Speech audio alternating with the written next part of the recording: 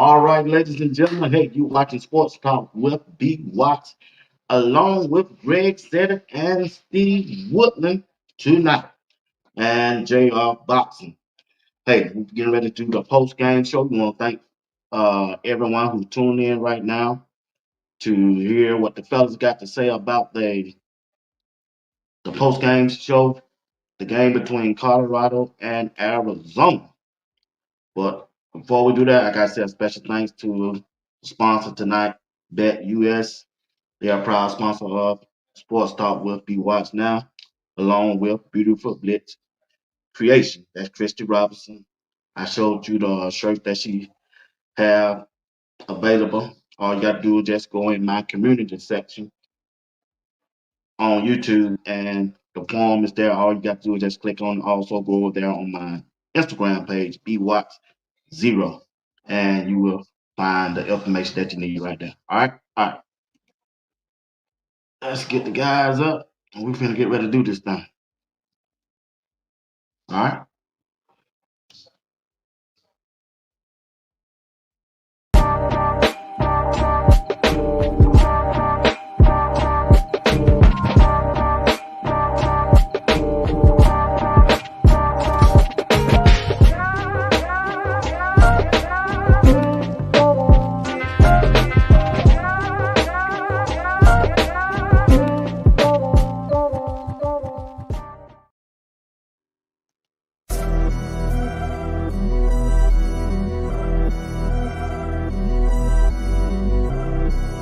You're watching Sports Talk with B Watts Entertainment. I'm your host, Bernard Watt. Wizard.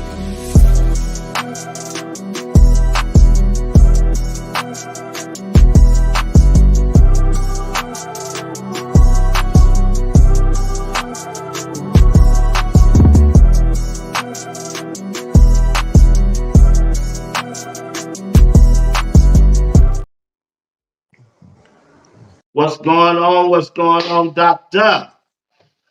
How you feeling, sir? I'm feeling good. I'm feeling That's good. I'm feeling that's good. How good. you That's feeling? good. That's good. That's good, man. I always feel good after a win. Want to say hello to everybody out there who's tuning in right now. What's up, Curtis Duff? How you doing, Pete Bomb? What's going on? Dave, how you doing, Casey? Miss Diane Brown, how you doing? Maria S. Crystal Wise Williams, she finally showed up on time, one time for Mark. What's up, Troy Black? What's going on? Miss Selma John, Barbara Foster. Coach Drake, what's going on, Doctor? Miss Phyllis Smith, Barbara Foster, Miss Shirley, how you doing? Miss D, how y'all doing? How you doing? How you doing? How you doing? How you doing? Thank you for rocking with us tonight. All right, big dog.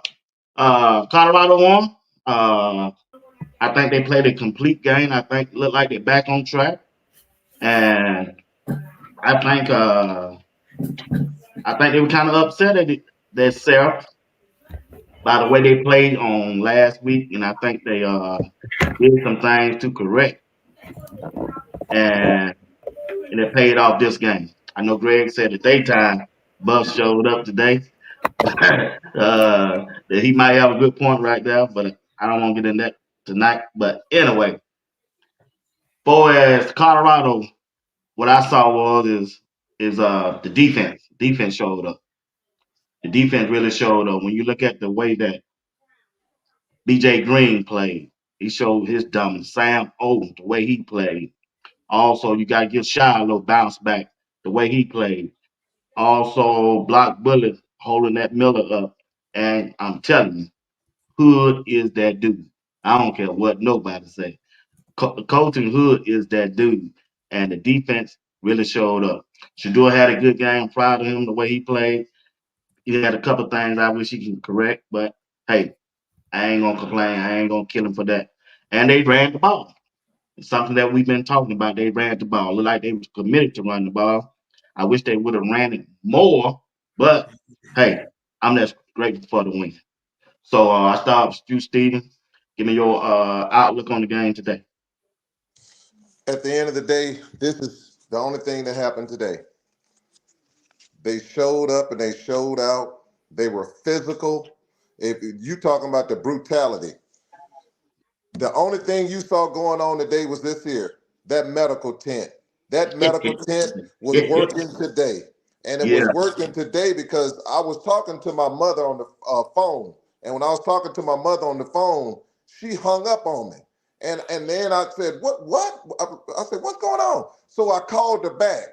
When I called her back, she picked up the phone. She said, son, I hung up because it was thunder and lightning. I said, how is it thunder and lightning? She said, I had the Colorado and Arizona game on, and I heard that clang and bang and all that stuff. So I thought it was lightning and thundering, so I hung the phone up. And that's what happened with them. The Joker just went in there and they tapped out. They tapped out. And that's what happens when everybody talks about, I'm Two's biggest fan. I'm telling you right now, I'm one of Two's biggest fans. But for this team, everything goes through the defense. Now, you said the defense showed up today. I'm going to correct you. The defense have showed up in every game. If you look at it, even the Nebraska game, the defense showed up because they gave up just 17 points. They only gave up 17 points in that Nebraska game when you look at it. Then you turn around, even the game last week, I'll just say they had their moments, but the defense played. They played well enough to win the game. So with me watching it, when Colorado is this physical and they are running the ball, which I wish they would have ran even more, which they should have, they're a very good team, a very good team. So I'll leave it at that. Good point. Good point.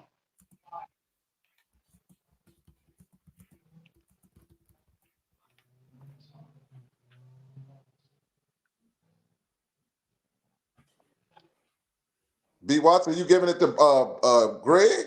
I said, as soon as you get through, go Greg. He might not can't hear. Is he mute? Hey, nah, Greg ain't never mute. I hear you. Hey, maybe I've been mute. Maybe I've been mute for but maybe people hear me now. That's all I gotta say. Maybe. I think the defense. I think the defense. I think the defense played well. I think the defensive line played the best, and they were the most dominant. I think the linebacker play wasn't fully exposed because the defensive line played very well. But if the defensive line had not played well, the running game would have been more effective. I think that secondary played well. We saw. I said it was Colton Hood's coming out game. He got 2 picks in a row. He made a big hit, and so I think that everybody played well. The linebackers kind of was behind the curve, and I feel like they kind of doing some of the same stuff. And you sit and watch them. Their first step is always 2-3 steps forward, unless it's a pass. They'll drop back. But when they come to their read and a run, they don't never step shuffle. They're not reading. They just kind of gambling. They both take off at the same time, which is not good because it's Right. I know that too. There's no real support for the D line when you just take off running the hole like that, unless you blitzing. I like me and BWatts kept asking, are they blitzing or not? The problem is if you blitz and you're not getting to the quarterback, that's why the quarterback keep being able to escape. Because you took yourself away from having a second level. If you blitz, you better come home. Because if you sit up there and don't come home and he find one of them lanes that's not plugged, he gone and he running for days and we running beside the secondary and they confused. Why is he running beside me with the ball? I thought he was running. I thought he was passing the ball because by the time they look up, he 20-30 yards down the field, and that's not a good thing because one, people watch film, and two, you still got some running quarterbacks left. Or they're gonna have to run because a lot of the quarterbacks messed up right now. I mean, you think about Utah, they've been in a messed up situation. They've been in a messed up situation. Oklahoma State showed you yesterday. They in a messed up situation. And was it yesterday or today? That was last night. Yeah, last night. And I cut off the game because I refused to do a late night for anybody other than Colorado. I'm really tired of doing it with Colorado. So I woke up this morning, I ain't heard that. And I heard that BYU came back on the last play. I said, no, because I saw they were struggling from the beginning. I was like, they're going to mess around BYU, and so they let them come back. They should have been in prevent too, I guess. They did the same thing Colorado did, then finish the game. Because you know why? We talked about it the other day. Because they didn't go in the game expecting to win. You see what I'm saying? It's like, oh, sometimes you sneak up on a game, you're like, oh, so we can win. Now you're trying to figure out, okay, let's finish the game. So they didn't finish that game. And probably because they wasn't expecting to be in it, I guess. I don't know. But that's a whole nother conversation because if BYU had lost that game, that would have been a whole reckoning for this conference. Because I'm hearing right now Texas Tech getting blistered by Baylor, and I knew that was going to happen. I figured Baylor was going to go in there and get Texas Tech because it's two kind of like rivals. Really, they both from Texas, and so everything is switching up now. I mean, Texas don't got their first loss. Cincinnati trying to get second breath. We take out Cincinnati, who knows? Who knows what it's going to look like? It's going to boil down to that last game with Texas, with Kansas State and Iowa State. Okay. Steve, when we look at the offensive side of the ball, who would be your offensive player of the game? When I looked at it, I got to get it too. I think this dude, he's on it, man. When he's in the zone, he's in the zone. Even though the offensive line did good to him, especially when Phil Loho was kept putting Benson back in there, like Benson had his A game on the day. So that's what I saw. So when you look at the offensive side of the ball, who will be your offensive player and how did the team work as a unit on today? Well, I'm gonna go two players. I would have to go Wester because Wester was 7-11. Every time it was a third and whatever you needed, Wester was there. The second person I'm gonna put is this person here, number 77. He owned that line of scrimmage. And if they would have kept running on Jordan Seaton's side, they would have. They did well running, but I saw some plays in which I don't know who changed the calls. Those three passes consecutively, that running back had three lanes open on that play where he could have ran for 50 yards. So I'm just saying, I'm going with Wester and my man Seaton. They play, to me, they had fantastic games. Not you, Greg. I mean, I think the whole receiving corps played well today. You ain't see a lot of drops. They were where they supposed to be. Their routes weren't all stacked on top of each other. I mean, I think everybody played well in the receiving corps today. And honestly, I think that I want to see a killer instinct. I felt like they could have buried them. They really scored all them points in the first half. And it's not because the defense stopped them in the second half.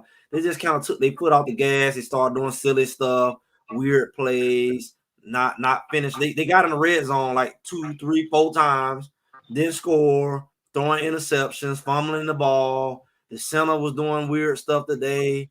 He caused 2 fumbles. He I don't know, ball snapping. I mean, he doing it all.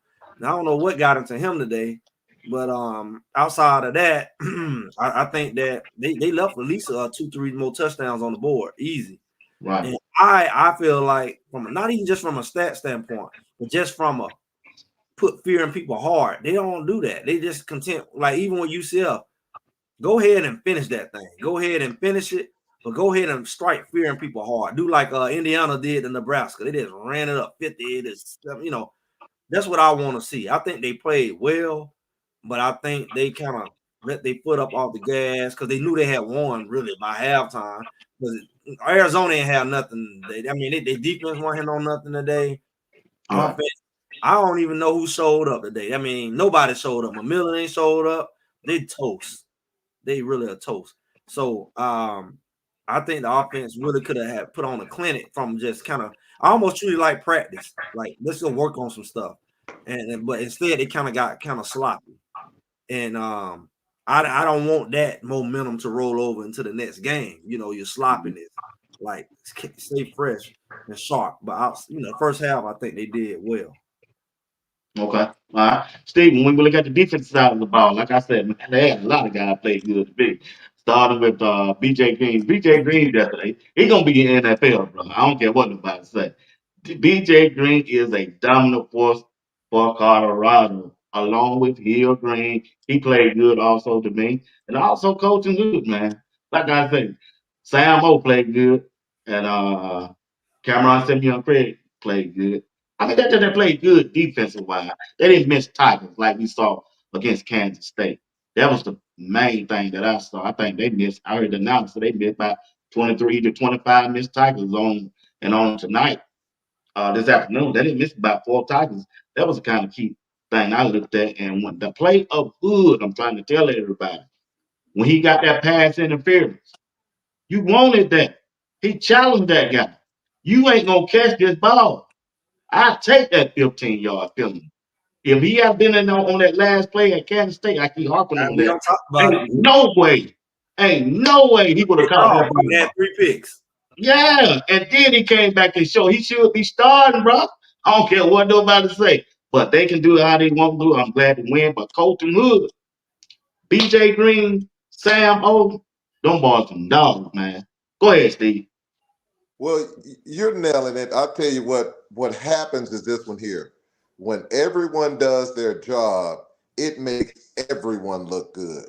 If you look at the block bully, you'll never say his name and stuff like Right, that. But the block bully holds that middle up where right, you ain't pushing him back. And when you're not pushing the defensive line back, that means you're penetrating. And what I also saw was this one here. The physicality of that defense. When BJ Green hits you, you know you've been hit. And he started that game out with some electricity out there. He was running around. He was moving. He was electric. When they said that those sacks were going to come in bunches, Arizona only had 6 sacks for the entire season. right. You had about 8 sacks before this game ended, 8 or 9, and should have had 5 more because they had one of them. That Sammy O grabbed his jersey and he got Oh yeah, away I from saw that. that. Yeah, I saw BJ, that. yeah, BJ Green grabbed him one time and he got away from BJ Green, and then Hill Green hit him in the backfield. Sammy O had a couple sacks that he had going. So all I'm saying is this one here. I could care less about the sacks. It's the physicality. When Yes. that medical tent goes up, people don't realize this. Those hits hurt. Hey, dude, And it hurt. when Steve, you you can hear when the announcers that boy, they caught like a show wheels hitting out there. And I think 2-3 weeks ago, me and you did a show. You throwed me over that direction, say, hey, be watching the sideline when the camera come on. You gonna see those medical tents go up. And I started the looking at medical that. when You right. I thought you just cue me to jive. You said, I said, oh hell no. Colorado out there hit, boy. and what you see is this here, and this is what people the mentality of football. When you start seeing your friends over there and that medical tent going up, and you looking at them like, man, he one of the toughest dudes we got on our team, and hit that medical tent up on him. Next thing you know, it's contagious. Somebody else hobbling. Oh, you had one boy, he laying on the field just grabbing his toes. I'm telling you, when you start hitting somebody in the mouth and they start bleeding down the lip, it's amazing what that does to you. When Right. CU start hitting you and that medical tent comes up, teams are tapping out because this is a hot day. Can you imagine when it's cold and you hit somebody the way CU is hitting right now? Just wait till it get colder. Oh, homeboy, they gonna be putting their hands up saying, man, I'm done. Mama, there go that man, I'm done. I'm not taking this hit. So that's just something I looked at. It's awesome to see. I tell people something. This is something you need to look at too, BWatts. What's I don't that? even like what the offense. I can leave and go eat something when CU offense come out there. Yeah, But when they defense come out there, it reminds me that they do something special when that defense comes out there. It's they do. exciting. It's physical. It's mono to mono. So those are things I look at. So they need to stay on that. But Greg hit it when Greg hit. I think they need to switch linebackers. I think we need a little more speed. When they did that Wade and then Oh put man, Wester in there, yeah. I'm talking about that. Yeah. when they do Wade and Wester, teams are looking at it. Bentley did a good job, but Bentley is slowed up right now. We need to make Yeah. sure if he's slowed up, let's get them young boys in there. And you see how they legs is. Them boy legs feel good. Them knees feel good. Let them get in and get some pops and then go from there. Back to y'all. Hold on, let me read this out. Miss D said she sent Greg super chat. Greg, can you see it? Yeah. Go ahead and read it up. Oh, yeah. Say appreciate all you do. Please, no more night games. You were right. Great. I appreciate that. I appreciate y'all sending. Let me tell y'all something. Don't be surprised. They already set those night games for next week. I don't know if y'all know, but we already got a game scheduled next week, 10 o'clock, 10:15 Eastern, Miss D. And so we can't do nothing about that. But I think after this game, they might just set us for night games the rest of the season. I'm serious. I'm thinking. I think they already knew, but after the two little games they gave us, day games, we kind of ran away with the game. I'm gonna be real with y'all. If we play night games, we ain't played not one 1 o'clock game. We haven't played not one 12 o'clock game. Even when we was on Big Noon, we ain't played noon. But the only two games we played at the daytime was at 4 o'clock, and look how they turned out. So these people who don't want you to win, the same people who dogged you out all off season, who said you was trying to kill people and somebody you was strapped up, and the coach was making you go to the concerts to hear the son rap, and the same people who were doing that is the same people scheduling your games. And they don't think they're doing nothing because they love you. They're not doing nothing for you. So, I know that's a factor. I hope we ain't gonna be dumb enough to have to keep seeing it happen, and we seeing it before we make a fuss about it. If we see a pattern of it, we need, because Coach Prime can't say nothing. He can't say nothing like he couldn't say nothing last year. If we see them abusing us and we don't did 6 out of 8 night games, and they keep giving us night games, and you know how our team struggle in night games, clearly somebody got to make a fuss out of it. Somebody got to say, all right, cut the night game on. Every time the commercials come on, we cut the TV off.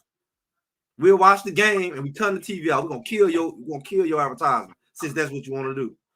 But it's like that's what's going on. I think that one thing that bothers me about this game is I saw in this game something. I saw a miracle. I think it was like after halftime. It was like, it wasn't a prevent defense, but it was like 3 safeties back. They put Herman Smith was out there, and Shiloh wasn't even back there. I think it might have been Stoudemire, Herman, and Shiloh. But they had 4 safeties on the field, and Shiloh was Silman Craig was down on the slot like he was nickel. And I'm looking like they got 2 cornerbacks, a safety in the box, 3 safeties back there. And I said, wow, so they can keep everything in front of them and prevent the touchdown. And I was just like, why we didn't do that last week? That's the only thing that hurt me. I'm like, so y'all do know how to do that. I know you learned your lesson. I know you probably went over some stuff, but I'm just wondering, like, wow, we just only had a half. I know they kept putting Shiloh over top.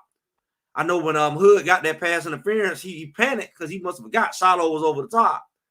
But I noticed that they kept Shiloh real deep, and he would run and support over top of that cornerback.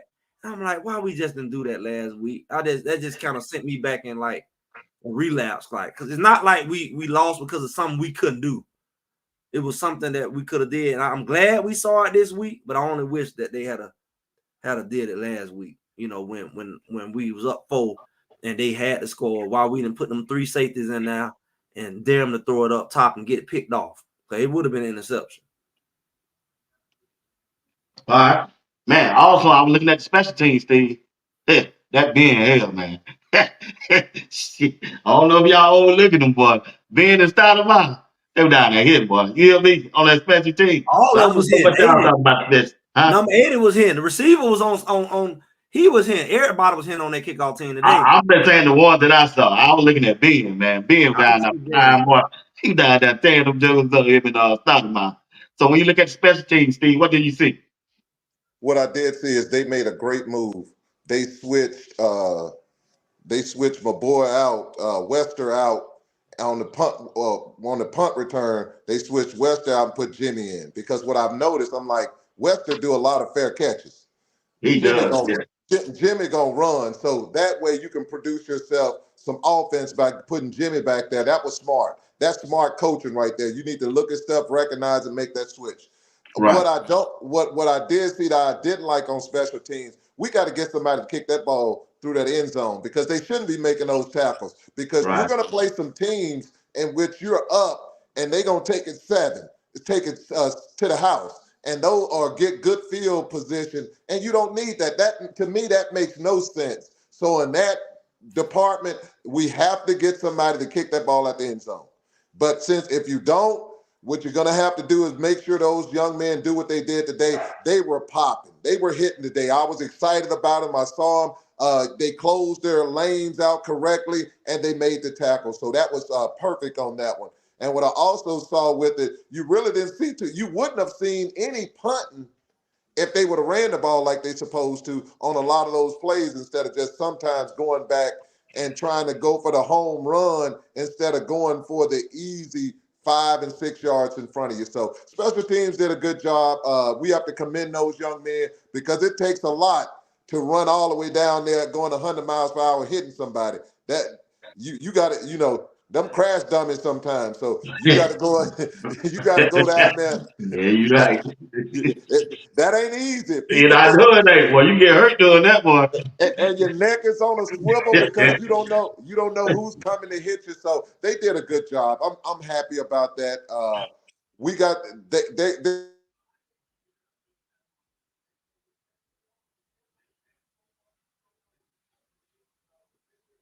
Steve went out. Yep, he muted too. But I'm gonna say that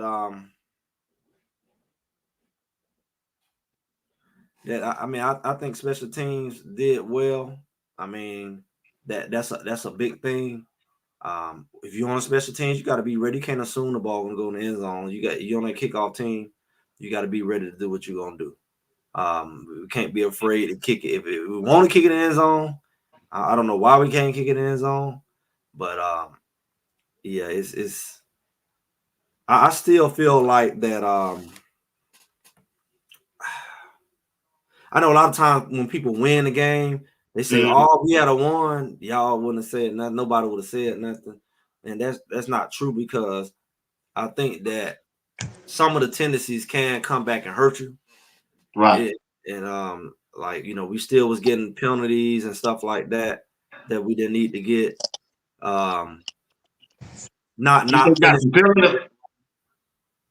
What you say about the penalty? I missed I that. mean, I said we still getting penalties, silly penalties that we didn't need to get. I think like I finally looked at the BYU game and they're not great, but like what people kept saying is they don't get a lot of penalties.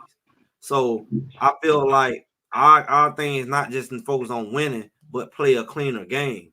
And I think that last part of the game, it got very sloppy.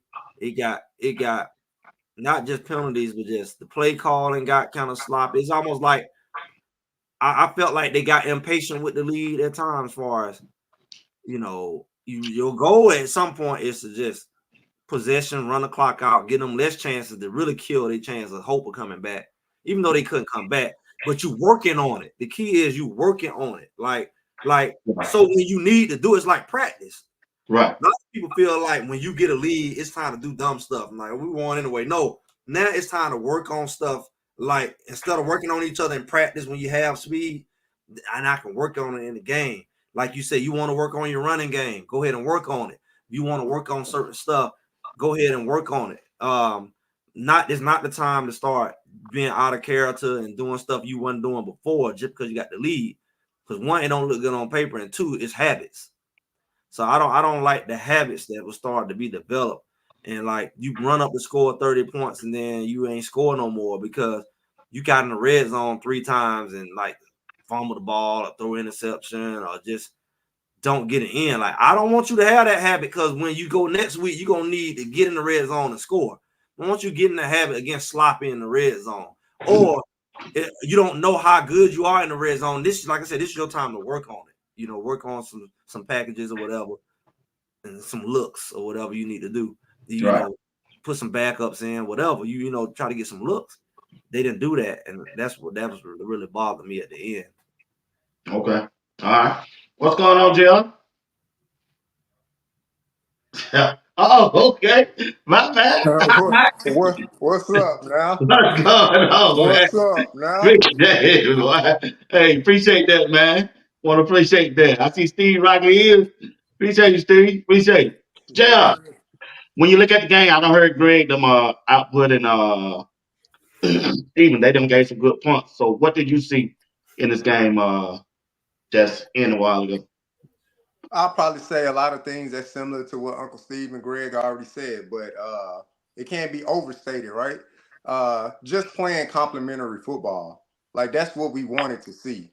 I was very impressed that they came out during that first drive and they put points on the board Right. because that goes a long way. Things like that can change the dynamics of the other team's operations up front, right? So and Hmm. it allows our defense to play a little bit freer. Right. Coming into the game, Noah Fafita was only sacked 6 times. I Right. believe CU ended the game by sacking him 7 times, right? So Yep. 6 times in the season, and then in one game, 7 times. So it allowed the defense to play more freer, get after the quarterback, and complementary football all around. Very impressed with some of the play calling, but then some of the decision making by particular players on the team, I was kind of scratching my head, like probably a lot of us was, right? Even to the point where the announcer called it out, kind of thing. So definitely things to be worked on. I don't want to sit here and go bash in on the players because they played a hell of a game. They did. They 24/7, did. you played a hell of a game. We were talking about it in the group chat as far as things we wanted to see them do better. But I'm proud of them boys, man. They bounced back. They looked good doing it. Coach Prime looked rejuvenated on the sideline. So that's Because what we want he to had some see. sunlight on his face. Yeah, hey, now Greg, I don't know if you already said it, but go ahead and coin that phrase. Put it on a shirt, put it on a coffee mug, put it on something. Daytime buffs, man. I mean, that's the real thing. Them boys showed up in the daytime. So I don't know if it was my prime aviators. I don't know if it was the Colorado. I don't know if it was the shirt, the CU shirt that Miss Kristen Robinson sent me with a 2-day turnaround after I ordered it. But whatever it is, I'm gonna keep doing my same thing. So I'll probably be dressed in this every Saturday when the Buffs play because man, they looked amazing. Appreciate that, man. I appreciate that. She told me to tell you she appreciate not only you, everybody. I think after we went off, I think we did a show we did a show what Thursday night, Wednesday night. Might have been Wednesday night. She received over 13 orders, and appreciate y'all for doing that. She told me to let y'all know. But check this out, Steve. When you look at the game Shiloh had last week, and you look at the game that he had this week, what's your comparison to that? It's night and day. You can see he's working on some things. He's working on his how he can line up alignment and assignment basically. Because what happens, he's so far away from the play and he has to run up, and you have to make sure you're you're aligned with that running back or whomever the quarterback. Because if not, man, it could get ugly. You're the last line of defense, and that's a Right. bad feeling. If you miss it, they're gone. It's over. And what's going to happen, all people are going to remember is you. They're not going to remember the 10 people that he passed going past you, coming to you. They're just going to remember you. So I think he has to get some more practice on his foot because a couple plays he was a little timid. He was tiptoeing up there because he wanted to make sure that he wasn't going Right. to get cut on. I saw that. He did that. But something I did see, old Carter running. Carter Stoudemire is running. He running and hitting, and the only reason he's doing that is because he's on special teams. He's getting a lot. He's playing a lot, and he's got that action going. Shiloh needs to get in there and get some more practice going on so he can get more comfortable. But he turned it around, and when he hit somebody, he hit him. So good for Mr. Shiloh.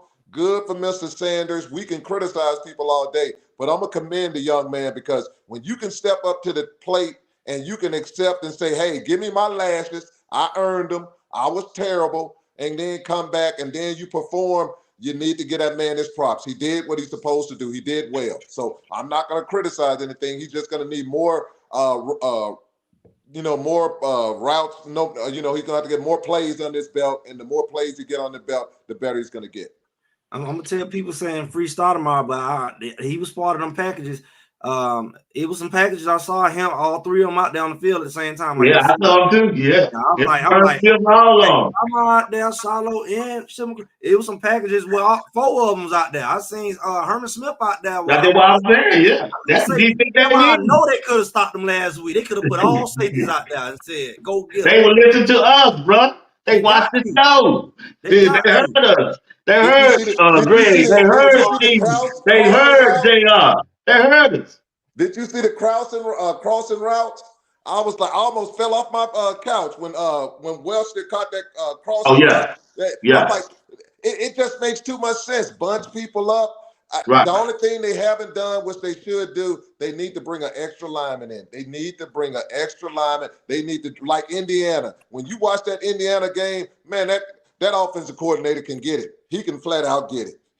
You got to do different things. And You're right. You got to do different things, and they can keep adding on, but give Shiloh his props. You got to get Shiloh his props. So, Greg, when you looked at the offensive line, the way I looked at it, they picked up them stunts today. Yeah, I know. I was about to say something about that. I noticed something. It'd be very dangerous because everybody on the stunt on them. I noticed one of them plays they ran at that stunt. That was that long run came from. Cause that one player gonna take himself out the way. They let him go. And Tyler Brown and Jordan kicked out that thing. I said, boy, they start running at them stunts. It's gonna be ugly. The person who looped back, he was way out the play. Yep. You know, but speaking of that, yeah, I think they figure some stuff out. They could be dangerous. As long as they don't get, I think they get bored. It's like they get bored of regular football. I'm gonna be real with you. It's like they hold on. Let me answer that question. I'm gonna tell you why they got bored. They got bored. They got tired of pass blocking. They want to run that ball, bro. Well, I ain't talking about the line. I'm talking about like Shador. To me, for one, it seemed like he's so used to like Travis one down. No, he used to coming from behind. It's like he liked the thrill. But when he gets so far ahead, it's like he get bored. It's like he get ADHD. Because he could have put up another 30 points. But it's like after they got so far up, he was like, this is not fun anymore. I like doing a Brady mode. He don't know what to do when he get ahead. He don't know how to bury you. He ain't got the killer in you. He like to run you down with the knife. You know, he like to be Michael Myers. I wasn't playing that on Shador. I blame that on the offensive coordinator. Well, he ain't got to kill anything. So if they really want to kill them, Greg, they would have ran that ball on first and second down with that play action. So he was opening up the middle. But I'm saying Shador as a passer got very like lackadaisical. That's why he was throwing them interceptions. It's like he just kind of just got real comfortable. He wasn't locked in. He wasn't throwing. He wasn't even putting his front foot down. Like that ball he threw in the end zone, he kind of lobbed it. If he had to put his foot down and like he normally do, it would have been an easy touchdown. We know Shador's an elite passer. Yeah. Shador's an elite passer. He can throw it where he want. But it's like, I'm up by 30 points. I don't really care. It's like, and it's like, that could be the difference between a completion or him throwing the ball. Like a lot of times, the person be wide open and he'll hold it. He been doing it and they'll throw it to him and they get their head knocked off. Like, go ahead and throw it to him so they can make a play. So it's like, that's what he do when he not really like, when his adrenaline not flowing, Shador is different. When adrenaline is flowing, Shador, he'll run you down 30 points. You could be 30-0 and Shador run you down in 10 minutes. But if he got the lead, he'll just, he'll turn the ball over. The defense will get the ball back over to him. He'll turn it over again. He just, it's like, you just don't care no more, do you? I ain't gonna say you don't kill him, bro. I think Come on, Greg. Don't beat him up, man. Don't beat him up. Greg, I got this vision on that, big dog. I think man, he ain't for it. They just calling the wrong plays at the wrong time, bro. I think JR. When they got down in the red zone, Steve, they call free passing plays. Why? Not just on one possession. Every time they got down there. But the problem is this, BWatts. Me and you we all were talking on the chat with it. Jordan Seaton had a hole so big on that side. If they it would have been touchdowns. And that's the frustrating part, because I really believe those calls are getting changed. And that's messing Zelinski's up because Zelinski's down there getting ready to hike that ball at times. And you can tell two changing that call because he's at that line and he's going up. I'm like, what are we go? If Schumer calls the play before the 15 seconds go, he's on there until 15 seconds. What are we talking about? Why are we at the line trying to change something at 13, 12, 11, 10 instead of running the play and going? So, those are kind of things I think we need to clean up because when you see that, I think those are some of the problems we're having on defense, on offense where the offense gets stymied. And when that happens. I can prove that I can prove my theory, JR. And let me know you there, JR, as you with me. Look at Shador, when I looked at the stats at the end of the game, it said Shador only threw 250 yards and he threw 2 interceptions.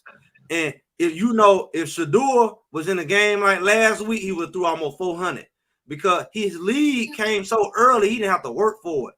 Mm-hmm. When Shador have to work for it, he going to throw 350 yards. And he going to be like, how you throw 350 yards? Because he had to come back from 3 touchdowns. So he got to come down the field. And if he got you in front of him, he'll run your butt down. But it's like he didn't know what to do. Once that lead was there, it was just like the production wasn't there. So that's why you look at the hot Shador only threw 250 yards and we got 31 points. Usually what happens is just like Central Florida. Central Florida, he didn't throw for a whole lot either. Because him and the other quarterback threw for about the same amount of yards. I'm like, how you beat them by 20 and y'all stats look identical? Because the other team, you giving them yards because you don't put your foot on them, and they getting all them yards in garbage time. And yeah, they not scoring, but they putting up stats. And what I'm saying is like, you just got to really pay attention to how the flow of the game, like the mentality of them. And this is the time that you can kind of break those habits. When you got the lead, you say, okay, we got the lead. Let's go ahead and like say people say put in the backup receivers or whatever you got to do to keep it fresh, to give me a challenge, because it's no longer a challenge because I don't have to run nobody down anymore. I got the lead, and you got to pay attention to that kind of stuff. Go ahead, Jeff. I mean, y'all both said it. Look, complimentary football at its best, doing the things that need to be done. Right, not playing from behind, not playing behind the sticks. Right. I'm interested when I go back and look at the game. I'm interested to see, those first 15 plays. If Shador was changing a lot of those first 15 plays, because they got the ball, they drove it right down the field, short field, but they drove it down the field and they put it in the end zone. So I'm interested to see when I go back and look to see how many times he came up to the line of scrimmage and made whatever adjustments, and not just, all right, this is the play, let me run it, and let me go from there. As smart and as talented as Shador is, he get himself in a little bit of trouble, right? Trying to outthink the defense and things like that. And that's some of those tendencies that we were talking about last week. And this week, he was able to work through a lot of those tendencies. He went up there, but it cost him some play by his lineman. And I don't think all of that is on Hank Zelinski. So I think Shador definitely has to own up to a bit of that, getting up there, changing protection and things like that. As Zelinski is calling out certain reads, then Shador 3 seconds later come right behind him to call out something else. So yeah, that probably got to that young man a little bit. So he'll hold his head, he'll bounce back, right? But what I did see was that, hey, it's next man up. And that goes for all of the offensive linemen across the board. Tyler Brown getting his butt whipped in that first and that second quarter. Yeah. Hey, get him out of there. Hey, for the last 2 games. Yeah, that Steve boy, don't say too much now. Coach Prime said it himself. For these seniors, for the ones that stood up, and for the ones that got the potential to go to the draft, hey, the time is now. We halfway in the season. The time is now. So if you're not going to produce on the field, we got to get somebody on there that's hungry, that's going to produce, that's going to create the opportunity for the rest of the team to be successful. That's all we asking for. And so that's day and night from last year, because last year we didn't have that depth, we didn't have that competitiveness. We got it this year. So if guys not getting it right, I was happy that the leash was short. Hey, get them out of there. Get some guys in there that's going to do the work. No one player is bigger than the University of Colorado, period. Exactly. No one player. Even when Travis went out the game, I tell people, the future is bright for Colorado in that on that defensive side and at the offensive side. But defensive side, the future is bright. JR, you're 1,000% correct. When someone is not playing up to CU and Coach Prime standards, it's time to pull them. Why are we waiting? The linebackers coaches, when they aren't doing they're not playing, because what you see sometimes, they can't get to the certain plays. You're like, man, they that's slow on my TV on slow wine or something. So it's certain things you see saying, hey, I truly think I love the putting Wade in there. I didn't see too much of Wester. I want to see Wester, Wade. I want to see more speed. You got Hill Green. I think Hill Green needs to be complemented with someone with speed. If you add that to it, I think you can create more havoc on your defense than what you even got right now. So those kind of things I like. I saw I saw Mayers getting the game. I saw Benson getting the game. I love it. I saw Cash getting the game. That's 3 offensive linemen got in the game. I ain't counting, when it was cleanup time. But that's what you have to have. And JR, I'm telling you, you nailed it. If you're not producing, it's time to sit beside Coach Prime. Yeah, There's nothing wrong with that. You right. It is one player. They got the depth to do it. And we just be real, it is one player that's above, and we can't afford the bench. And his We number all is know 2. And his number is 2. Because you saw Slob get in there. He's like, he can't drop them balls in there the same. That's right. He can hand it off, but he can't drop it. You're right. He could have dropped that thing in the bread basket. But what I will say, though, what I was trying to say earlier is with the defense. If the defense seems to be peaking at the right time on the defensive line. And that's one thing we definitely didn't have last year is multiple pass rushes. Mm-hmm. And if BJ Green is coming on at this point, that's a dangerous thing for the Big 12 because we expected that BJ Green to show up week 1. And it did. So that's that BJ Green we saw all summer. Mm-hmm. And we were showing them video how he was running over linemen and pushing them in the backfield. He was just bullying our linemen. I said, boy, this boy play like this. Nebraska wouldn't have had a chance. Nobody would have had a chance. And then you put on the other side, you say, Okanola said, oh, no, you ain't going to get all the shine. Mm-hmm. And then you got him coming. That's what we expect. You remember we've been saying, we got BJ Green on this side, Okanola on this side, Shadows. We kept, and it just wasn't lining up. But now it is at the right time. If BJ Green coming again 3 sacks a game, Okanola again 3 sacks a game, then y'all say, I'm glad he going out there. You put Wade in who just got out the boot. He come in and get 2 sacks. Then you say, glad he out there. You put McCoy in. You like, God darn. Arden Walker got Arden Walker. Yep. That's what we thought we had. It's fine. That's fine. And that's what make the defense look good. That's what make them have to throw it up in the air and allow Travis Hunter and Colton Hood to get them interceptions. That's what If we got that pressure on these quarterbacks, especially the remaining quarterbacks, they in trouble. Oklahoma State, they can't take that pressure. They can't throw like that. Texas Tech, the only really throwing team left. And that's exactly what we need against Texas Tech.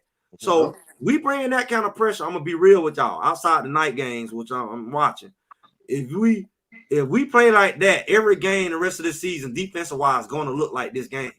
It's going to be like 6-7 sacks a game. That's like we expected because our line is going to get to the quarterback against. I ain't really watched Cincinnati, but I'm sure Cincinnati, Texas Tech, Kansas, Oklahoma State, or Utah, they're going to have a problem with that defensive line back in the backfield the whole game because that's not normal. Like we act like that's normal. Like he just gave y'all the stat.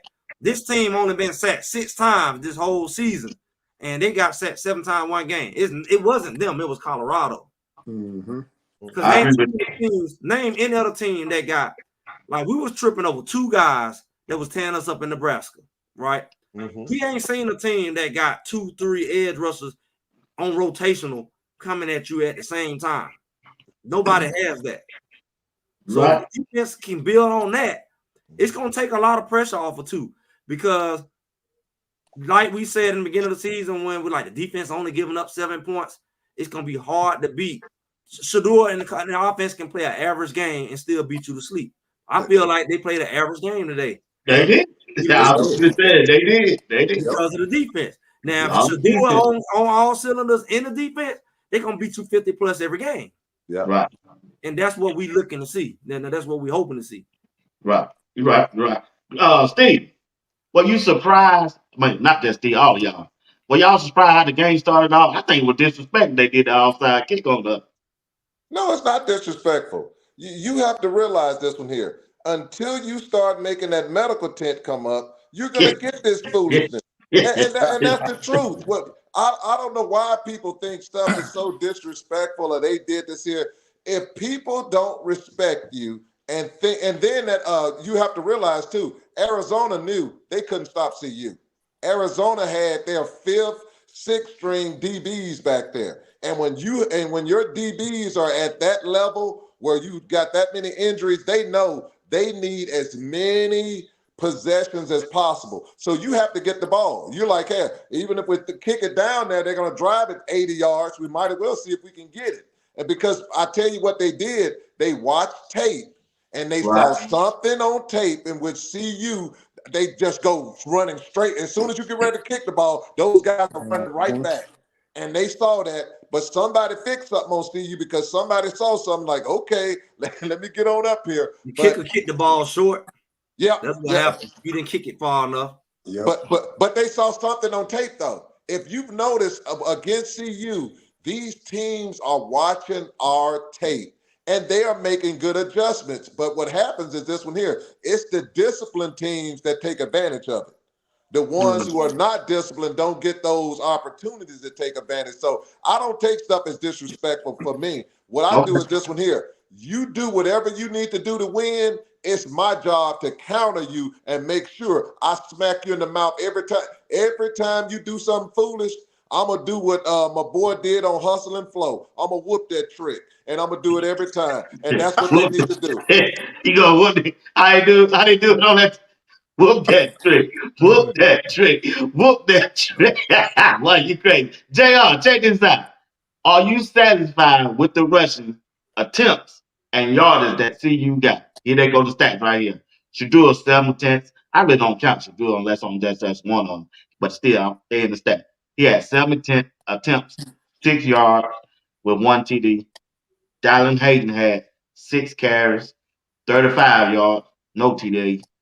Isaiah Augusta, 14 carries, 53 yards, 1 TD. Charlie Offerdall, 7 carries and 53 yards. And Michael Webster had 1 with 9. Absolutely. In the totality with all the carries combined, I'm overly impressed, right? Shout out to Webster. I'm overly impressed. That's all we've been asking for.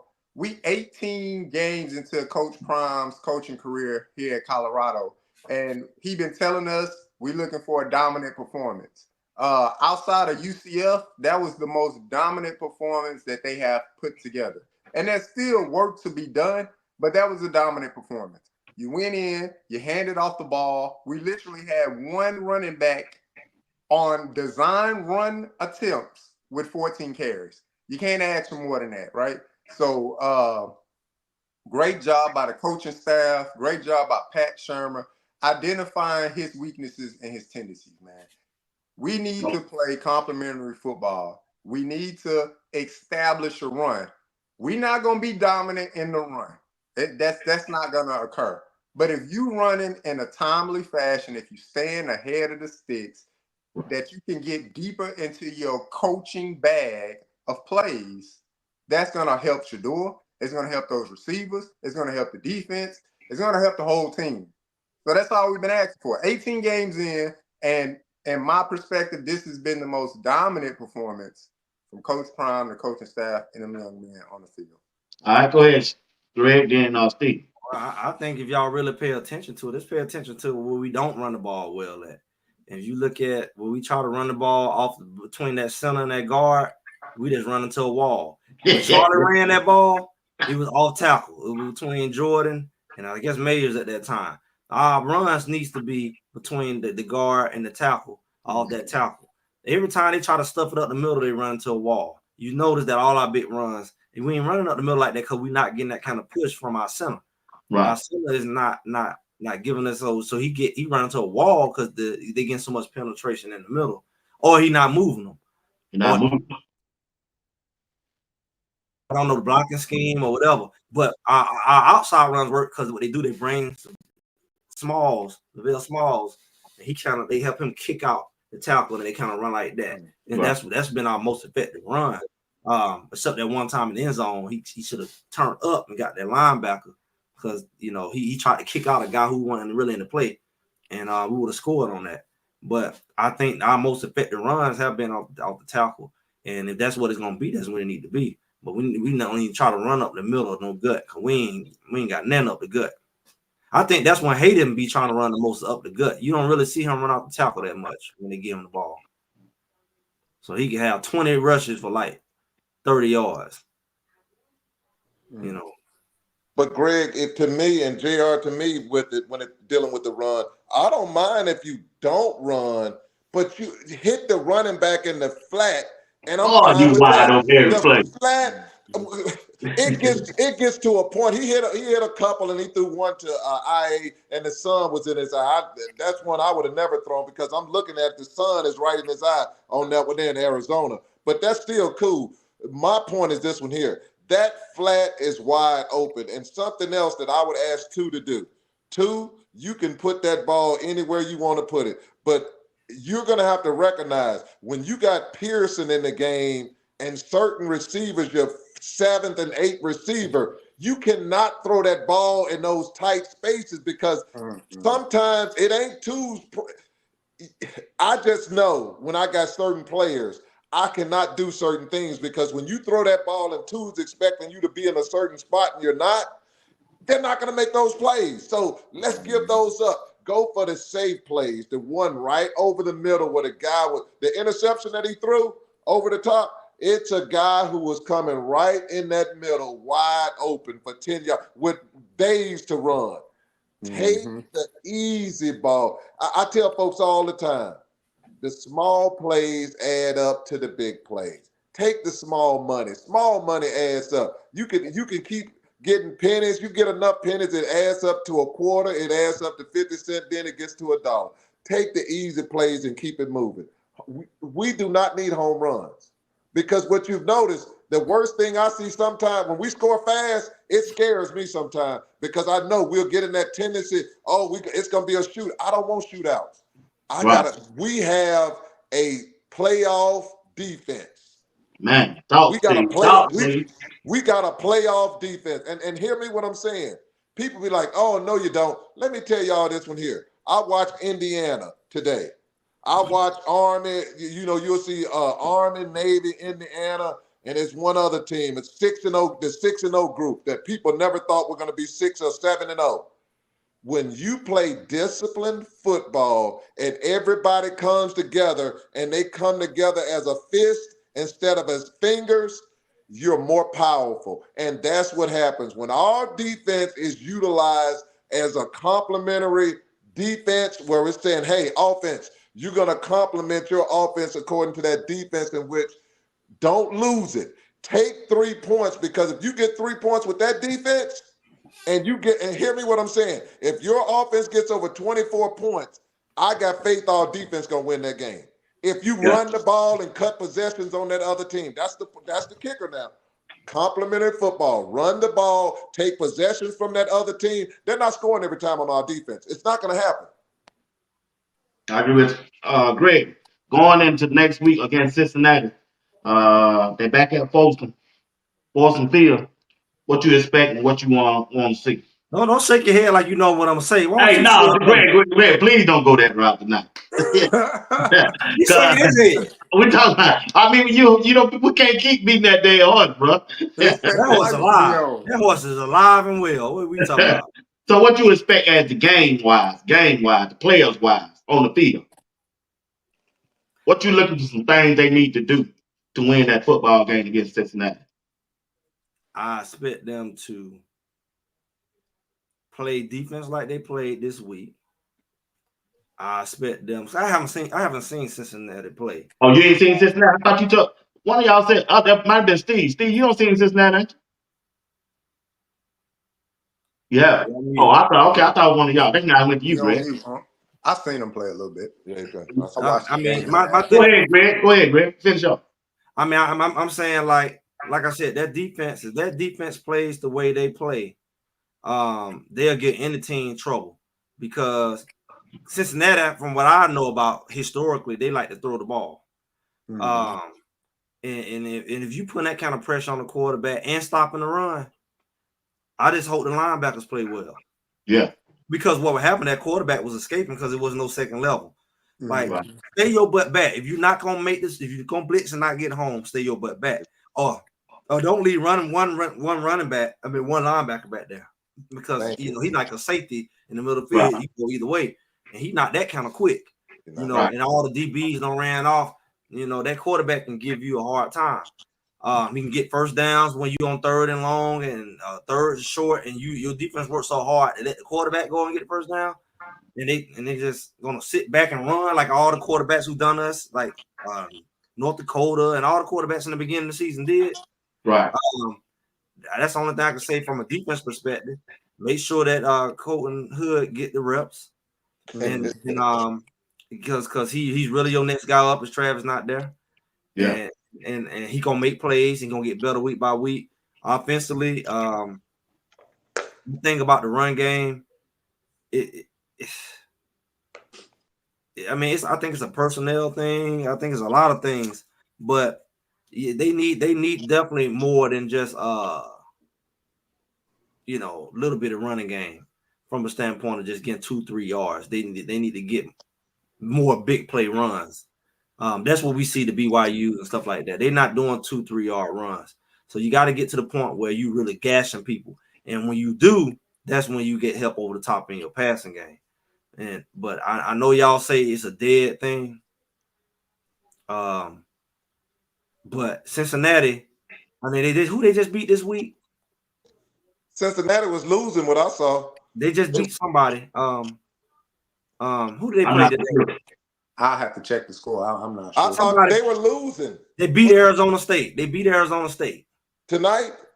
24-14. That's what they Okay. said in the chat. So Okay. Cincinnati coming in feeling themselves because they still in the hunt. We just seen Texas Tech take a whooping. Cincinnati is over us right now. They like 2 slots over us because we stepped down lost. We might move up a little bit now. Depending on what Kansas State do tonight, I'm predicting West Virginia to hand one to Kansas State that we supposed to hand it to them. Whoa, whoa. Oh, whoa, whoa. Greg on it. Hey, say it again, Greg. You think so? I mean, I called Baylor. I just didn't put it out there publicly. But I felt like Baylor and Texas Tech, they both Texas teams. I think it's kind of more of a rivalry. And I thought that Baylor, if anybody going to catch Texas Tech slipping, it's going to be somebody right in their back door. And I think that you going up there to play West Virginia. And West Virginia was one of those teams that did good in the beginning of the season. They lost a game or so that was probably close or whatever. And people underestimate them. You say they just got a pick 6, so they don't jump up 17-3. I don't know. I haven't seen West Virginia play, but I feel like that would be a chance for them to catch one. They say Kansas State up 17-3. Yeah, that's what they say. Yeah, that's tough. That's tough. I mean, West Virginia equipped to come back. They playing up in Morgantown, so hopefully they're able to pull it off. But the food talking big. I mean, it's the beginning of the game. They got a pick 6. That means the game was what's math 11-3. Yeah. Well, what I want to see from CU, man, is just next week seize the moment, right? Kansas State was a moment last week that should have been seized, the opportunity that should have been taken advantage of. Yeah. So now you got to take advantage of this opportunity because everything is still in front of you. You just need a little help. So we still got games in front of us, and we're going to need some help to get ourselves into the Big 12 championship. But you got to take care of your own business first. You got to go home. You got to win the game. It has to be important to you. And I think that, that close call that we lost last week, the realization set in. Man, it was right there. You know what? It was. We was right there. Right. So them going back home and them taking advantage of that opportunity that's in front of them again. Cincinnati, good, well-rounded football team. They got a middle of the road defense in the Big 12. That quarterback Sorensby, I believe his name is Sorensby. He's a gunslinger, man. He'll duel it out. He'll throw the ball around. He'll hang on to the ball a little bit longer, kind of similar to Shador, to make a play. So that's something our defense can definitely take advantage of. There's tendencies out there. As far as like his rollout, he's quick to roll out to the right side, his dominant hand, and get the ball out. Their receivers, not anything impressive, but they're consistent. They're consistent. Their work rate of getting down the field, getting their proper depth, they're consistent. And so I believe CU can take advantage of this moment, man. You got a team that's on a high coming into Boulder, and then just knock them down that peg. But CU has to be consistent. Come out, play complementary football, play that style of dominant football that Coach Prime preaches, and then it'll be an easy game. Well, I look at it this one here. CU has to realize that every game they play from now on is a playoff game. If they don't realize that, then they need to just pack up their bags and just stay at the house, because it makes no sense. You have to take every game like it's a playoff game, like it's your last game of your entire career, and play. Because what happens is this one here. You're not going to be able to walk in there especially at home, because I'm thinking at home like Nebraska's home field advantage and stuff, where you got them guys, where you got them kind of people going, the bells ringing. You don't have that at CU. You got people at CU, they do their stuff like it's like you at Wimbledon. But Malcolm X, with your little hat on, could you please sit down, buddy? You're doing too much there. We're trying to watch the game, buddy. This is football. We're not in the hood. We're in Boulder. We're in Boulder where it's older. But it's one of those things. It's one of those things, and I understand. I was in Colorado for 3 years at the Air Force Academy. I was there. Okay. Oh, yes, sir. I was there at the Air Force Academy. And when I tell you fantastic people all around. But what I will tell you, you will have it like this here. CU needs to take advantage of the altitude. I say it 100 times. Olympic people who train for the Olympics go to Colorado because of that altitude. And sneak up on you. Huh? That's it. It sneak up on you. I got cocky with the altitude. I'm doing good. I don't walk this whole city. I stood still. My body started getting weak. I'm like, my ears started ringing. I said, what's going on? I said, let me squat down. Now I'm standing at the BWatts. I don't got all the way to the BWatts.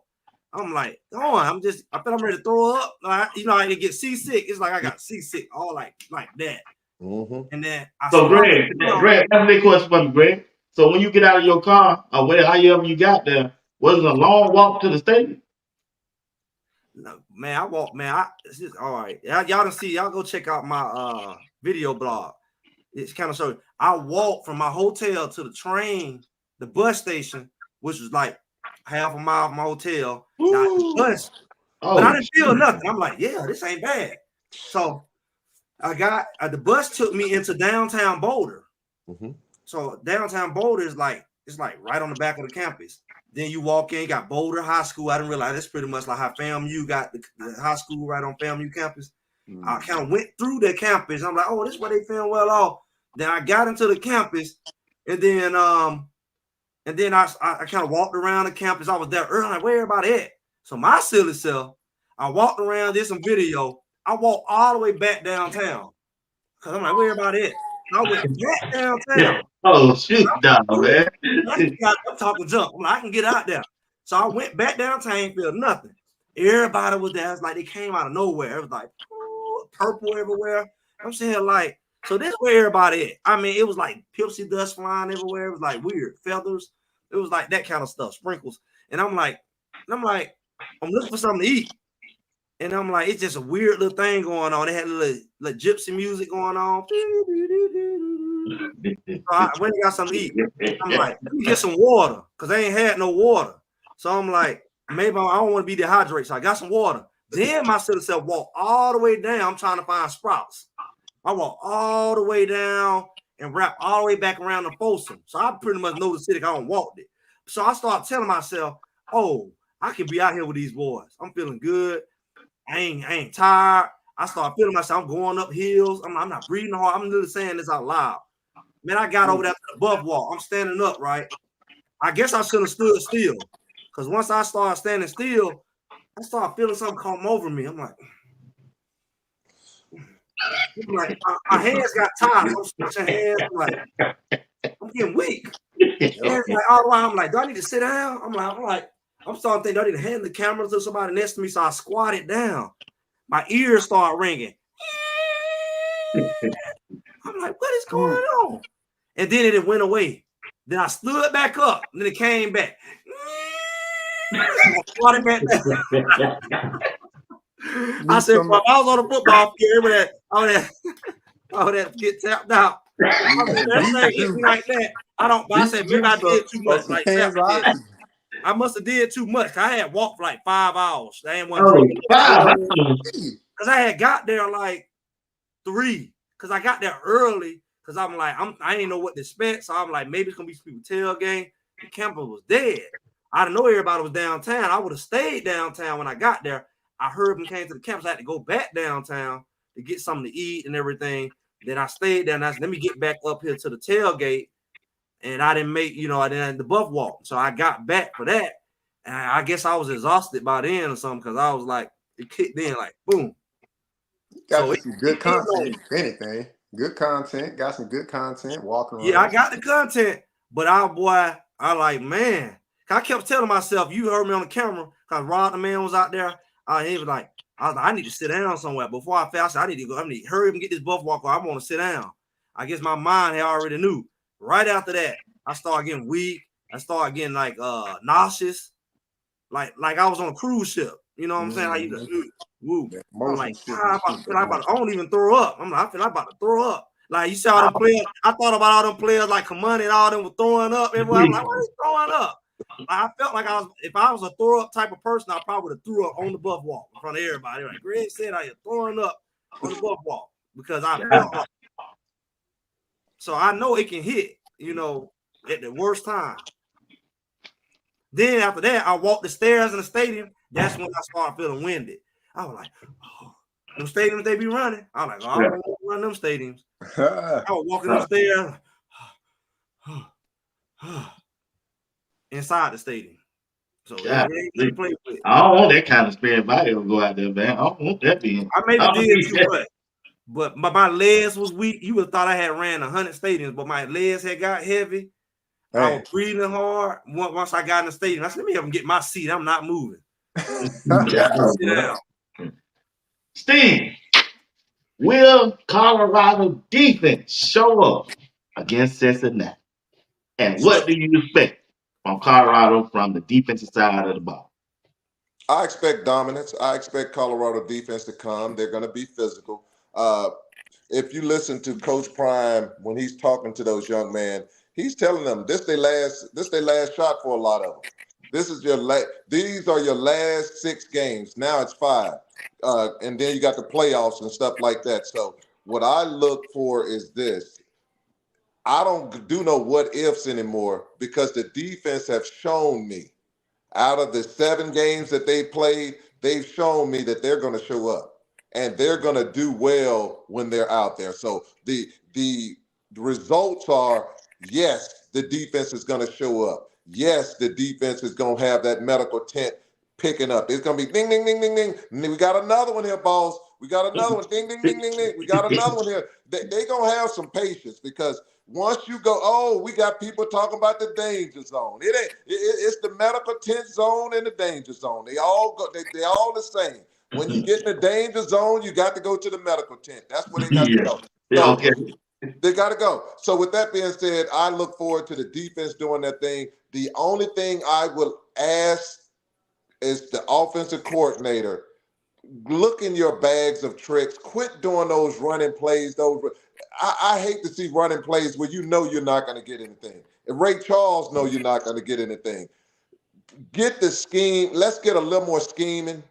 Because and let's add another lineman out there. Let's do some power football. And let me tell the people out there, stop it with see you can't do it. Yes, they can, because I saw those linemen when they made certain switches out there, it was holes out there. It was holes. Sometimes two held the ball and kept it. If we consistently run and by Seaton, run to that big power rascal, Mr. Seaton, we're going to be very successful. So that's what I want to see. JR, when you look at the Colorado secondary, you said Cincinnati like to throw the ball. How you expect them to play against Cincinnati? I expect the secondary to play like how they played today. Put the clamps on them boys. Okay. Like that, I mean, they got to show up and show out. So the strength of our team last year was the secondary. We had the best athlete. The strength of the defense now is the front four. Those defensive linemen, they're going to get after it. But a very close second is that secondary. I mean, you got Travis, DJ McKinney, Hodge, Colton Hood been showing his butt over the last 2 weeks. So with Shiloh back and Cameron Silverman Craig, those are guys that we expect to play well. The skill position has never been an issue for Colorado. It was that defensive line that we needed to get their act together. And now they are leading that defense. That defense is predicated off the pressure that those front four get. So I expect the secondary to do their thing. That quarterback, we're going to throw that ball, and I expect us to be sticky on the wide receivers, not to give up easy routes, not to get lackadaisical in our technique when we're trailing these receivers. That's what CU likes to play, that trail technique. So don't get lazy in the technique. That interception that Colton Hood got, he got that because he played great technique. Let me fire off on that ball. McMillan stopped to turn around and run back to the ball, and Hood was right there. Boom, he stopped and he shot out like a cannon, intercepted that ball, and I wanted him to take it to the house. So yeah. I expect the cornerbacks to do their thing, man, to play very sound and technical defense on the back end, because that's what we're going to need next week. Okay, great start. This is for everybody. After the games that we don't play this year, tell me what's your assessment of our defensive coordinator, Robert Lewis. I mean, if I had to describe him, I'd say he's willing to adjust. He's clearly a person who takes suggestions and willing to adapt far as week to week, and even within the game. That's been his strength. I mean, I think like what happened last week could show that was one area that showed his lack of experience. If anything showed it, like why that didn't happen and why his support staff wasn't there. Like you said, all them analysts and NFL guys didn't kick in at that point. But I think for the most part, he's looked like a veteran as far as how he's, I don't know if I want to say outsmarted, but I think that a lot of people have, and I think they will continue to underestimate what Colorado can do to them defensively. Because I don't think nobody expected them to be able to stop the run and stuff. Like I say, if they just get that linebacker core together, and I can tell you exactly what's wrong with the linebackers.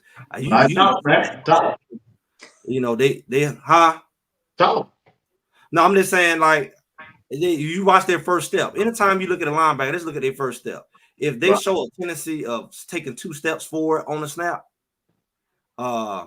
your first step is almost like as a receiver stepping in the bucket on your first step. Like your first step should be where you're going. And like if you're taking 2 steps forward and you're not sure you're supposed to be going forward, you might be supposed to be going lateral. You might supposed to be going backwards, whatever your scheme is or your coverage is, but you have a tendency to kind of like jump forward or a step, or make commitment forward, that's gonna limit you against a good running back like we seen last week. That good running back last week, he was patient enough to let you make the first move, and he gonna counteract your move. So Right. he'll let you overcommit, he'll let you be overly aggressive, and he'll just skip, spin, the other way. And Right. so you're reaching out for him. You doing this like that because they had a tendency to take off running before they even know where the ball going. Mhm. It's like it looked like every play is a blitz. Yeah, that's why I asked you. And it can't be, because it's like, yeah, it can't be a blitz. But one, they're not getting home. Right. And if you're not getting home and I believe. you blitzing on a run play, and you're not getting home, at least blitz and fill in all the gaps where, but you blitzing and you still leaving a gap. So it's like, yeah, I know people get pushed off their mark, but your job is to fill in the gaps. So you can't afford to run into the gap that you're not needed at. The ball, you running this gap and the ball over there. That's why you're supposed to be step shuffling, scraping, whatever you want to call it. So you can help fill in those gaps for whatever reason. If the lineman don't do his job, that's why you're the linebacker. If that's your gap, quote unquote, if that's the gap that's open and that's your gap that you're accountable for, you fill that in. But either way, your job is to play cleanup. Mm-hmm. So if the linebackers play cleanup for those rare occasions where somebody do escape, because it's only I think 90% plus, I think our D line is doing their job. And I think every now and then, when nobody's perfect, somebody may get pushed off their mark or may get a little too aggressive, and that's where your linebackers there to kind of help you out. So I think if you got that going and you can't depend on Shiloh and Silman, Craig and Stoudemire, whoever, to be the linebackers, and they got to make the tackle 15, 20 yards upfield when they could have been made maybe 4 or 5 yards, then that's going to make this defense even more dangerous, because that's going to get rid of those quote unquote big plays. And our big plays are 3rd and 8, 3rd and 14, and somebody run for 15 yards. He's like, y'all did all that work. You just got a sack, and then you let somebody run right up the middle for 14 yards. Like, that's crazy. That's like giving up a touchdown at the end of the game with a 4-point lead. Just put everybody back down on the goal line if you got to. Right. They can run the ball. Don't give up a bomb. Don't give up a Hail Mary. But that's how it is with the run. It's like, don't give up a 3rd and 14 run. So that's what I see. As long as they do that, I mean, nobody ahead of them gonna be able to mess with them like that. Okay. All right. Steve, what you think of our defense coordinator so far? Then JR. This is what I think about the defense. We got 6 minutes. This is what I think about the defensive coordinator. Look at what they were rated last year. Okay. Out of 130 teams, they were like 126. Now you look at them, you got a team in the red zone, I think ranked number 1 or number 3 in the red zone. So what you also have with Livingston, people look at one play and they're like, oh, you got 7 games. Look at where they rank. The next thing you need to look at is this here. When you have those recruits who come to those games, like though it was a sellout for recruits again today at that Arizona game. What you need to realize is this from here. Those recruits see a young defensive coordinator. They see guys flying to the ball, and they see themselves saying, I want to play for that guy. You see people out there throwing money on the ground and picking it up. That's your boy, Free Bond, picking up money on the ground, and that's beautiful to see. But it's fun. It's good football. It's physical. It's nasty. It's old school football. So what you have with him, not only do you have a defense that have turned around from worst to first or worst to top 10 or top 15, you also have this here. You have a defensive coordinator where people want to come play at Colorado now. You got the top linebackers and top DBs and top defensive line now saying, I want a piece of that, because it's beautiful football, and they see themselves excelling in that football and having a chance of going pro. So for me, I put him as a home run hit, because I look at where we came from. And where we came from was the bottom.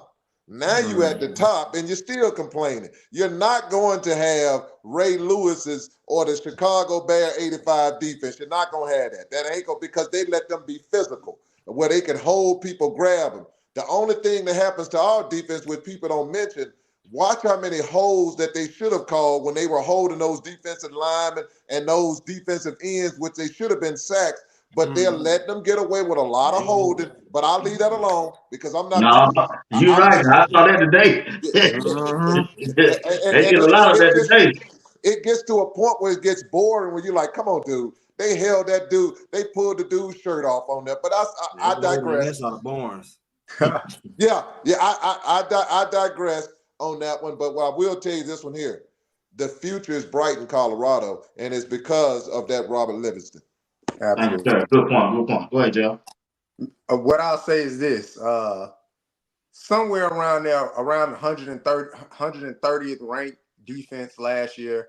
And last time I looked before the game started this Saturday, we was hovering around somewhere in the 90s or something like that. So if you just round it off, that's about a 30 ranked increase, right? So is it perfect? By no means, right? But is it night and day from what we saw last year? Absolutely.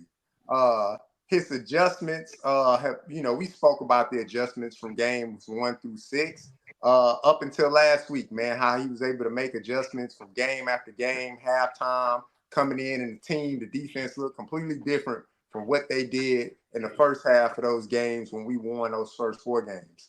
Last week just kind of snuck up on us, and some of those tendencies as a coach kind of bit him in the butt as well. It was mentioned during the broadcast. You know, he received a message from some of his coaching, his NFL experience, coaching. Marvin Lewis. From some of his coaching mentors, right? To say, come on, young man, what are we doing? We got to be able to mix it up. We got to be able to put these young men in the best situation to be successful. And what he did early in the game, he gave Shiloh that opportunity to be successful. We gonna bring you off that edge screaming, and you get to do what you do best. Go out there, make a big hit, get that confidence back in yourself. Because you see that a lot in the NFL. They'll design specific plays for players in the NFL to get them going, to get them pumped up. And that's what he did for Shiloh. We saw it early in the game. He brought him down to that line of scrimmage. You ain't got to worry about reading nothing. Just get to the quarterback. That's all we need you to do. And he did that. He executed what he needed to do, and it looked very well. It looked clean. I expect another clean defensive performance next week going against Cincinnati, and I expect Rob Livingston to get further in his coaching bag. He mixed it up a lot. We saw some man. We saw some zone. We saw some press. We saw a bevy of different coaching calls across that field, and those young men in that CU uniform, they look prepared. They didn't look overwhelmed. They looked prepared, and it looked like they simplified a few more things for them. Get after the ball, play fast, and that's what they did today. That's one thing that I didn't say. You hit it on the head. We probably saw more defensive looks this game. We did. I mean, we ain't never seen as many defensive looks. We complained about this being in man. I mean, we talked about that super duper looking prevent looking whatever that was, dome coverage. I'm like, what was that? He had like 4 safeties. I think Marvin Lewis, hey, his mentor Marvin Lewis got in that ass. Yeah, because I'm thinking that you also thinking like he do stuff like that. That also impacted Arizona because that was like above their head. That's above their pay grade. Mm-hmm. So I'm thinking like you got a defensive coach throwing you that many looks, you ain't prepared for it, and with the talent that you have, like I said, Colorado really could be in a position to really play like this. Like honestly, the defense is dominant enough, and they keep getting better and playing like this. They really can run through the rest of these teams, and the offense just have to do what they do. Yeah, I agree with y'all on that. Hey, man, that's a good take. Hey, guys, get ready to end this thing. I got something to do. But appreciate y'all for joining me tonight. This show is called The Fellas. I want to thank everybody who participated in the chat. Thank y'all for putting your comments down in the chat, and we want to thank everybody who tuned in tonight. Uh, we'll go around the horn and get the last word, Jr. We'll start with you, then we'll go with Greg, then we'll let Steve in. What man, very impressed with the win overall. The team looked amazing out there. The videos leading up to the week, man. The practices looked like they intensified. And I Right. think not only the players were starting to feel themselves, I think some of the coaches were starting to feel themselves too. So that Kansas State, little debacle that occurred, man, it got everybody. And it made everybody kind of retool and refocus. And that's what we saw. At least that's what I saw. I saw a refocused Colorado football team. And I liked what I saw, and I'm looking forward to seeing more of that next week for sure. Yeah,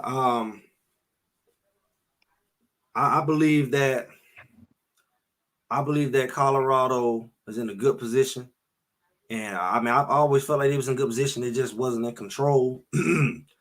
They are in the closer they play towards the back end of their schedule, the more control they will get back. So, especially when you're playing a team who their record is similar to yours. So you got another team that got one loss. You're gonna reach Texas Tech. They may be at one loss when you get to them as well. So it's like it's making it interesting. These next few games that they play, it's gonna be critical games because of that. I mean, you got to win it anyway because this how the conference is going. But you're playing teams who can play. You're not playing a bunch of garbage teams. You're playing teams that's performing. So I think the only thing left, BWatts. You going out there? I'll go. I got to see. I got to see, man. I got to see about my job, man. We in this holiday season, so I got to see. I don't know if I got to work.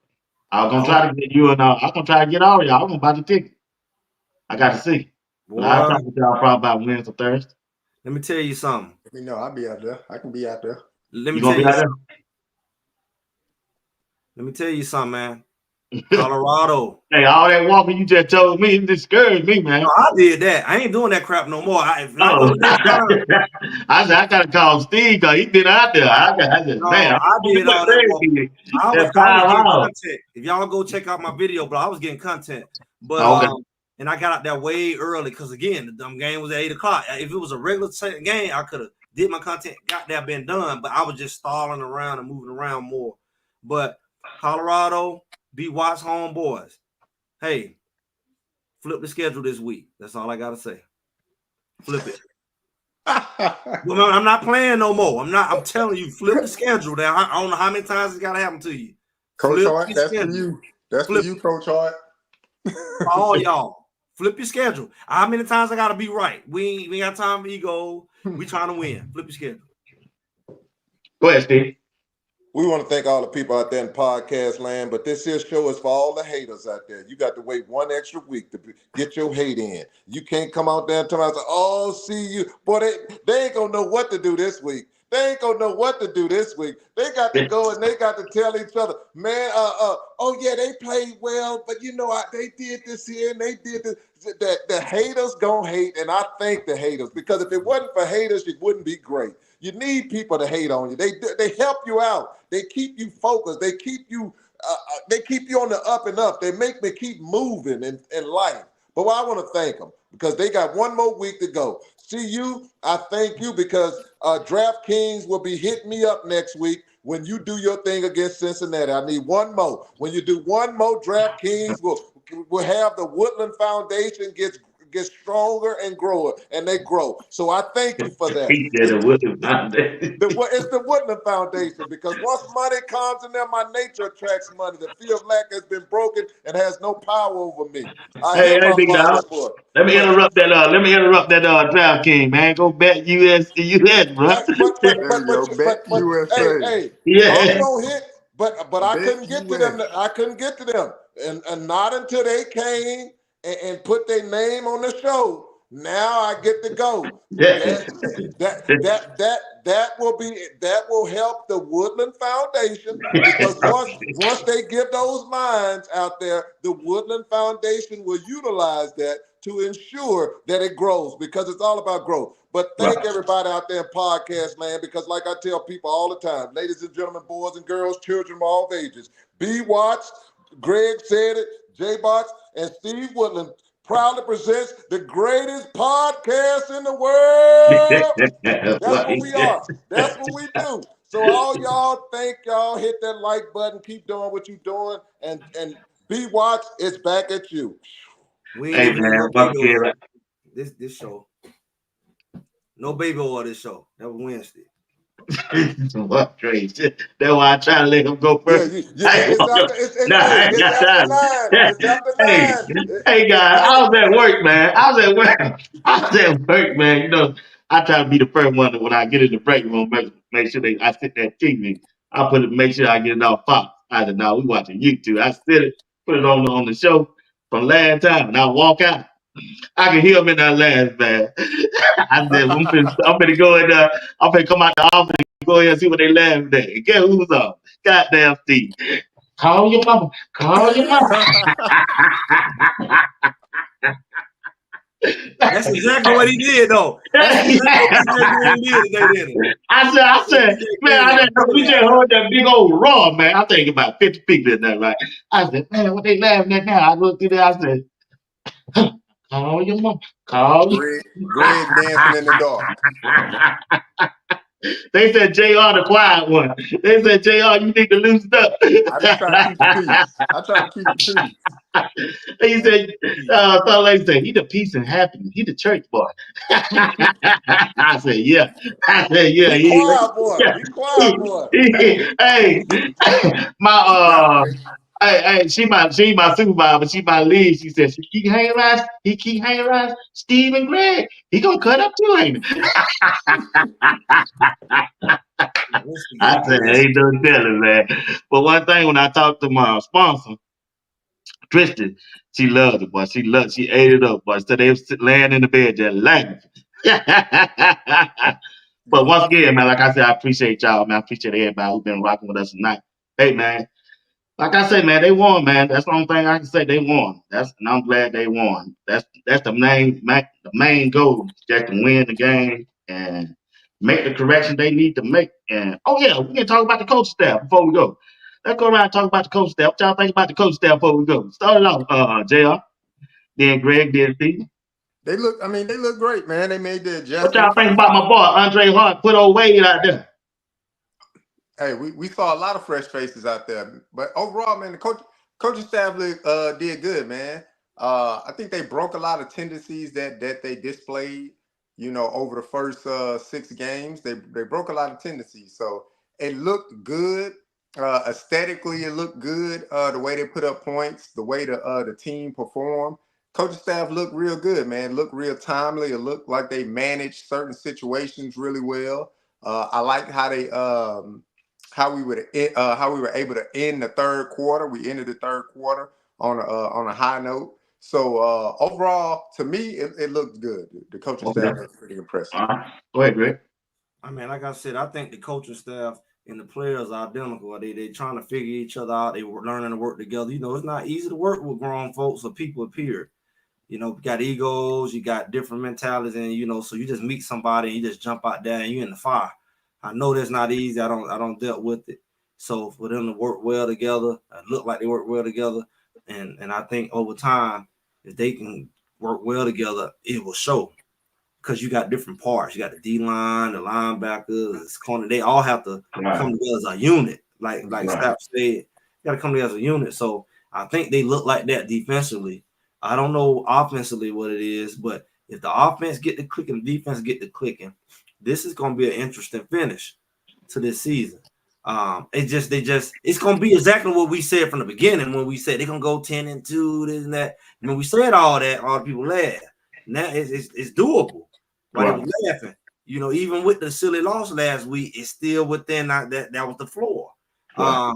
And because I said the talent level and the coaching, if they do what they need to do, it could be very problematic for them to be beat. So I think as long as they keep doing what they're doing and playing together and growing together and the players growing together, I think it looked good. You just gotta put it all together. Right. I see. Well, this is what I say. Coaches, great job. It's good to see that you were humble enough to look and see that you needed to make changes. You made those changes and adjustments. You broke out of some tendencies that you had. You put some new schemes out there, which were fantastic. What I really like was this one here. They put fresh faces out there. You're motivating your players to say, hey, play harder, because once they get and taste a little of that feel like Hood, it's going to be hard to keep Hood off that field now.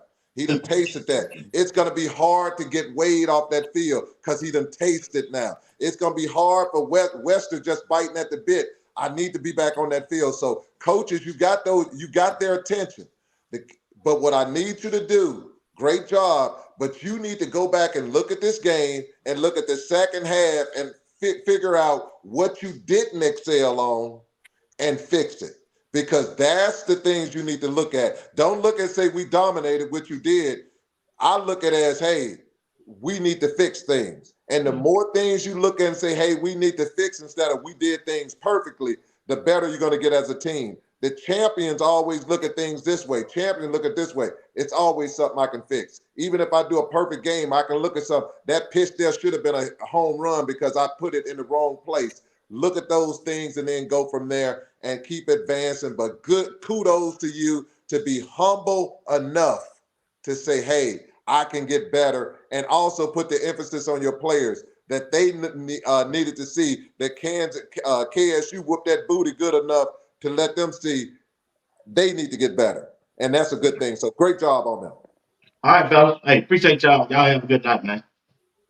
All right now. All right.